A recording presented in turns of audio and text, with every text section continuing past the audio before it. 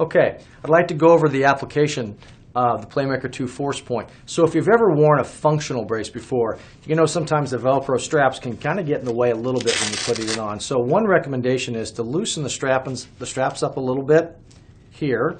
So that way when you're sliding it on, the Velcro doesn't get on your shirt, and it's a lot easier to apply the brace. And I've got my favorite athlete here, Nick Gomez, who's going to show us exactly how to put this on.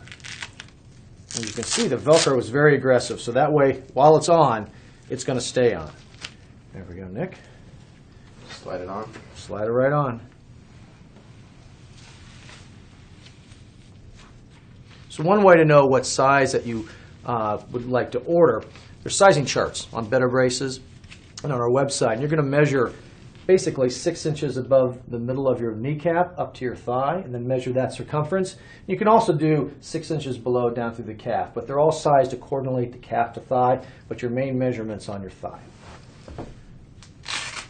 So we tighten that up.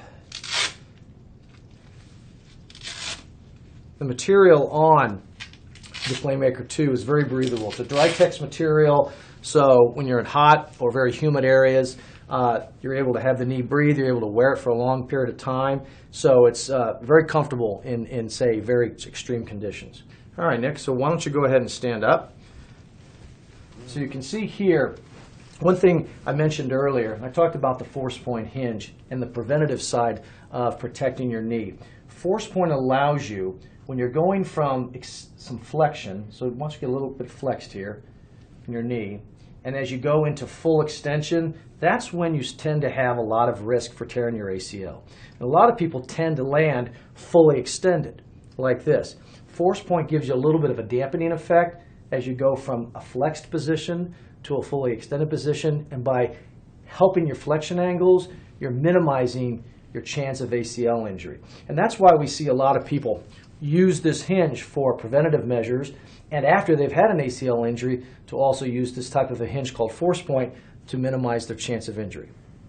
So Tom, how do I clean this brace? It's real simple, Nick. All you have to do is take it off, put it in the sink, use some mild soap and a washcloth, hot water, cold water, really doesn't make any difference.